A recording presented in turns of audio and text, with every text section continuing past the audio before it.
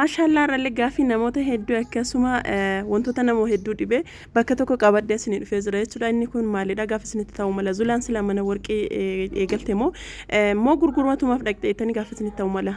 Kana beeku barbaadnaan viidiyoo hanga xumuraatti laayik gochuun seenaa hamma xumuraatti na wajjin tura. Akkasuma immoo gaaffii namoota hedduu warqiin kan baay'eenitu caalamoo kan xaaliyaanitti kamtu irra gati qaaliidha. Akkasuma immoo kan farti qabu moo kan hin qabne kamtu irra gatiin isaa qaaliidha. Akkasuma warqiin giraamni tokko qarshii meeqatti jira sa'aatii ammaa kana birriin galachuu wayyamoo warqii dhangalatanii warqii Itoophiyaatti gurgurachuutu irra salphaadha. Kamtu irra gatii nuuf qaba warroonni jettanii gaaffii keessa bakka tokkotti walii qabadhee isin dhufee jira. Akkuma isin argitan kana warqii gurguraa amma ta'ee fi na wajjin turaa isin jedha. Gaaffii namoota hedduuti laayik gochuun irraanfatina amma xumuraatti na wajjin tura. Akkasuma marajaa wajjin akkuma isin argitan kana warqii gurgurree jirra har'a isinillee akkasuma gurgurachuu feenaaniin kottaami har'a wajjin haa oollu isin jedha. Oolmaan kenna har'a kan warqii gurguruu ta'a jechuudha.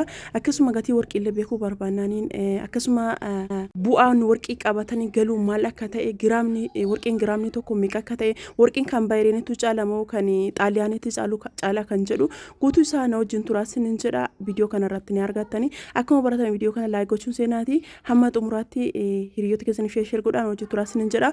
Warqiin kan farti qabutu irra caalaa gatiin isaa qaaliidha moo kan turre caalidha kan baay'eenitti moo kan xaaliyaanitti kan jedhullee wajjumaan laallaa ani gurgureedha kinoo tiraansfariin kiyya isaa kana jechuudha. Akkasuma isinillee na wajjin tura wantoota hedduu wanta isin hin beeknee fi wanta isiniif hin galle kana hojjedhu nama hunda osoo hin taane nam tokkoof kan hin beeknee fi kan hin gallee fi isin hubachiisuuf dhufe isin jedha. Assalamu alaikum warahmatullahi wabarakatuh. Shamarkafu ne jaalatamtootaa fi kabajamtoota uummata Oromoo jirtu bakka jirtanitti nagaaf kabajaan kiyya isin biraa jiraatochaa akkuma baratame viidiyoo kana laayik gochuun seenaati hiriyoota keessan sheer godhaa. Warroonni maatii naaf hin taane subscribe gochuun maatii naaf ta'a. Zulaa warqii gurguruu eegalte moo warqii bituu eegalte jechuun keessan gaaffii isinitti ta'uu hin danda'a. Inni isiniif hubadhaa rakkoo hin qabu. Isa kanallee deebisaa xumura irratti dhaga'uu ni dandeessa waan ta'eef hamma xumuraatti na hojii turaa isin jedha. Akkuma isin argitan kana warqii mormaa kan jechuudha yookaan daaba mormaa kan isinitti mul'isaa jira. As keessa jechuudha warqiin kan makaallee jiraachuu mala gin haa ta'u malee kan isin mul'isaa kun walumaa galatti warqii biyya alaati jechuudha. Warqiin kun akkamitti ka biyya alaa ta'uuf kan adda beekna hojjettanii hamma xumuraatti ilaalaa isin jedha. Akkasuma ijoolleen biyya alaa jirtan keessumaayyuu birrii akka buukii baafatanii deemtan ijoolleen baay'een kan biyyaa deeman ijoollummaadhaan ta'ee akkasitti ka biyyaa deeman birrii buukii baafatanii hin deemanii. Akkasuma birrii akkaawuntii namaa irratti galfatan kan maatiillee haa ta'u kan nama obboleeyyanii haa ta'u kama fedheyyuu haa ta'u jechuudha. Abbaan manaallee carraan akka yeroo fi irra kaa'atan san fayyadamuun baay'ee xiqqaadha jechuudha. Carraa akkasii san baay'ee hin qabani. Namoonni tokko kan waggaa dheeraa xaaranii yeroo galanitti bakka san wanti martuu hin jirrellee baay'eetu jira.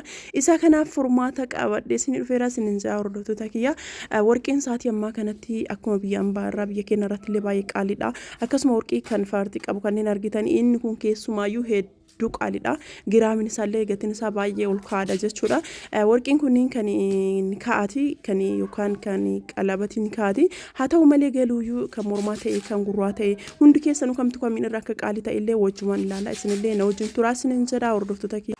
Sa'aatii ammaa kana keessatti jechuudha birrii qabanne galurra osoo warqii qabanne irra galee baay'ee nu fayyadallee hedduu irra bareedaallee akkasuma hedduu filatamaadhaallee waan ol kaayan ol kaa'anii fuudhanii jette Oromoon akkasanii amma jechuudha warqii keessan jechuudha bitattanii affantanii kaayattanii gaafa galtan uffata keessa yoo ta'u waan wayititti bakka awwaaluun dhabu namni awwaaltanii kaatiqaatullee gaafa galtan isin fayyadaa isin jedha hordoftoota kiyya faayidaa guddaadha. Warqiin giraamni tokko sa'aatii ammaa kana hanga 28 akkas jira jechuudha. Baay'ee qaaliidha jechuudha. Warqii biyya alaatti yoo galattanii namoonni jechuudha biyya alaa teettanii birrii keessan maatitti ergaa maal jecha akkasitti taphattanii warqii keessan bitadhaati okkota keessan keessa gadi kaayadha.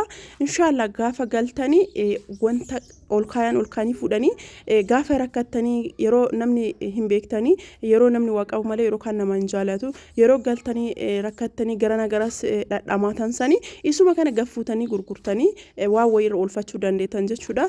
Mana bitee ebelu mana narraa fudhatee birriitti erga jedhee ebaluna jalaa fixee jechuun hin jiru waan keessanii waan harka keessanii irra jiru gabbaatanii gurguratanii bu'aa wayirra ooluu dandeettan jechuudha warqiin sa'aatii ammaa kana baay'ee qaaliidha baay'ee guddiidha akkasuma warqiin kan baareenitu gatiin isaa qaaliidha moo kan xaaliyaanitti warroonni jettan warqiin kan xaaliyaanitti baay'ee irra qaaliidha kan baareenillee filatamaadha haa ta'u malee kan xaaliyaanii warqii baay'ee filatamaa fi hedduu guddii ta'e namoonni tokko tokko jechuudha warqii kanayyuu kan gubbaan isaa wanni farxii tokko forxii qabu sunniin inni sunniin baay'ee qaaliidha haa ta'u malee garuu kan caccalanqisaa gubbarra akka duratti amma warqii gurgureessan kan isa qabu sun gatiin isaa isin jalaa qannasa giraamni isaa isin jalaa bu'a yoo xiqqaate giraama tokko yoo xiqqaate giraama gimmaasha irraa isin jalaa qannasanii jechuudha inni kun illee kama hojjettanii xumura irratti illee isinitti mul'isa jechuudha hamma xumuraatti na wajjin turaa isinin jedha hordoftoota kiyya warroonni gaaffii qabdan keessan dubbisuun irraanfatina akkasuma warroonni biyya alaa irraa Itoophiyaatti ergattanii birrii bakka birriin sun lafa taa'uura warqeen bitaa lafa nakaa namoonni jettanii